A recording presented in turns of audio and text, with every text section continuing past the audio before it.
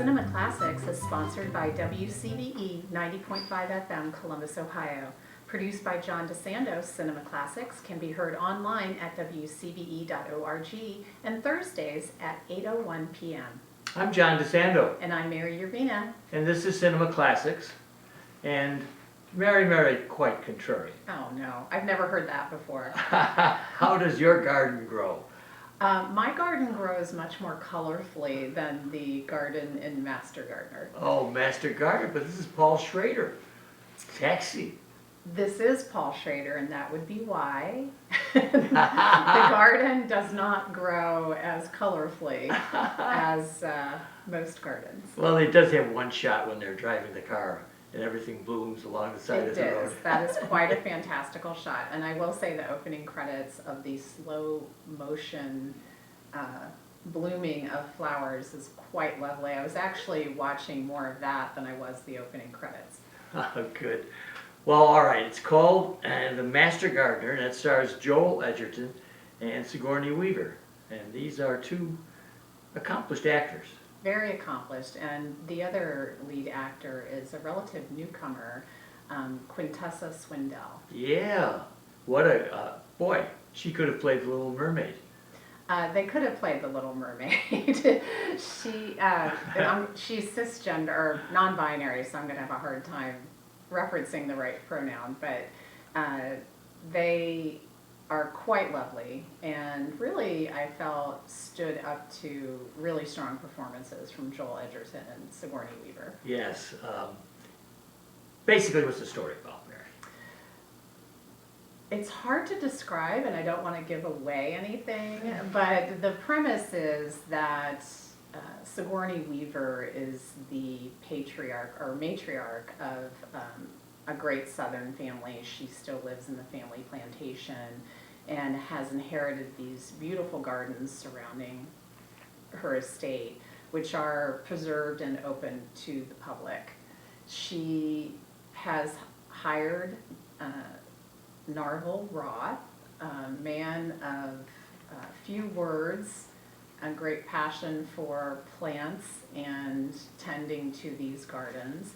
They also have a deeper, complex relationship than just employer and employee, and she asks him to take on her niece, Maya, who has had a bit of a troubled life and isn't close to her great aunt, but for whatever reason, because of the death of her sister, the death of her niece, Norma, which is Sigourney Weaver's character, decides that she wants to help Maya and wants her to apprentice and learn gardening under Narvel. And I'll tell you, I didn't realize how imperious she can be as the matriarch of this place. Just like the house itself. I mean, she's stolid and she's traditional, and she's just a snob. And she plays it really well. Well, and Sigourney Weaver in interviews for this film indicated she avoided taking roles like this because she didn't want to play the stereotypes. And I will say she does come across as very stoic, very snobbish. But because this is a Paul Schrader film, all of the characters are very complex in surprising ways. Oh yes, if you talk about the two others, both Edgerton and Maya, they both have backgrounds which Schrader loves. They both are either hiding something or they've got a deep, dark background that Schrader just slowly lets be known to you. It's the kind of movie where if you want to know everything that's going on, you're not going to know that initially. No, you're not. And I actually would recommend not reading the entirety of what this film is about, because I think if you go into it without any knowns, yes, the way that it's constructed, the quietness of it, the yes, sparseness of the sets, the more muted tones of life on Earth, which is ironic given that you're supposed to be in this garden and you would think of vibrancy and blooming colors. But it's really Yeah. shot in a very sparse, contained Yeah, you're- way, and the characters also act that way as well as things are slowly revealed about the complexity of their backgrounds and their relationships with each other. I just love the way Edgerton even plasters his hair down. I think it might have been considered maybe even Hitler-like, but there is something very menacing and very spare, as you would say, a particularly good adjective for this. It just mesmerized me as far as I was so anxious to know what he was all about. And because it was a Schrader movie, I figured he had a dark background. and just physically, I think he has that control. I mean, Mary, 1 cigarette a day, that's it. Yes, What? allegedly. Right. This guy is controlled. And almost the opposite, Maya, would you think, appears to be so, kind of a free spirit, and yet she does have a background.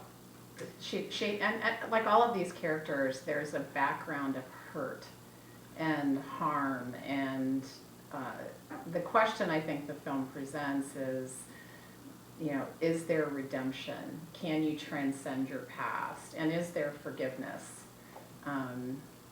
from all that has happened that you may have caused, or that you may need to forgive others? So it's a very complex Yeah, and you're quite right, character because study. it would be characteristic of Schrader for there to be a redemption.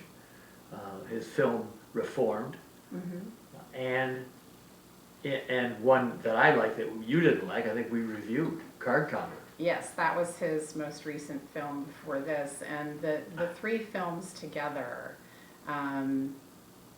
really comprise what he considers to be a trilogy of men at the table. Yes. In this film, we follow Narville as narrator because he often is seated at a desk writing in his journal, often about the garden and plants, but it's really a very obvious metaphor for Yes. humans, as human behavior, his journey as well. And you're quite right. I think he opens Card Counter with him at a desk, I believe so. perhaps even writing in a journal Yes. in the same way. So interesting. And then it allows him to do a voiceover narration in the film. Yes. And just draws me in more and more. The one and I'm with you about perhaps not revealing too much, but the one of this triumvirate of characters, what's Norma Sigourney Weaver's background, dark background, do you think?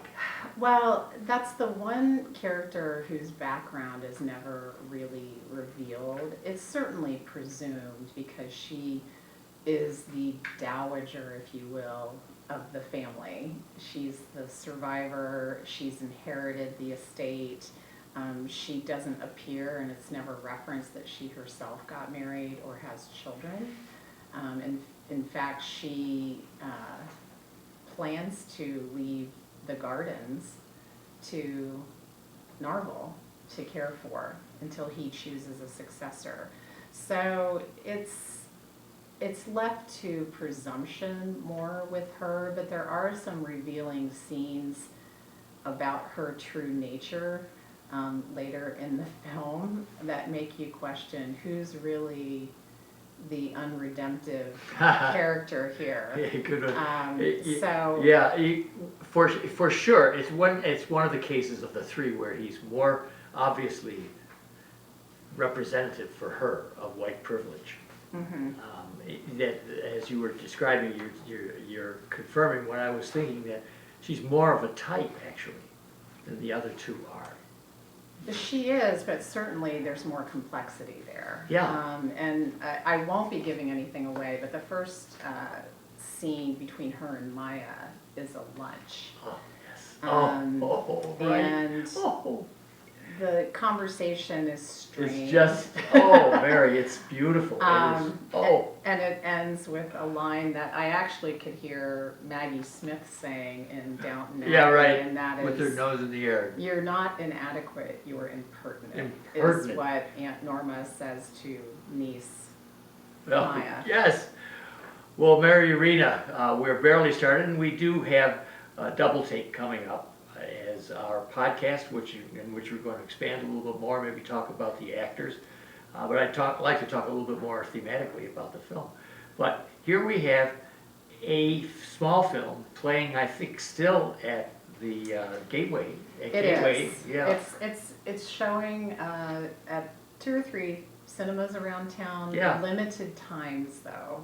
Yes, I will say. yes. And it will be streaming, I think, starting June 6th. Oh, you're wonderful. I love your research. Very good. That's very helpful, because it's a little film that I would recommend to anybody who likes cinema.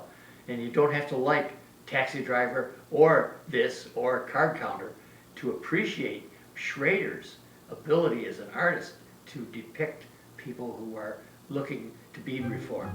And it's called The Master Gardener.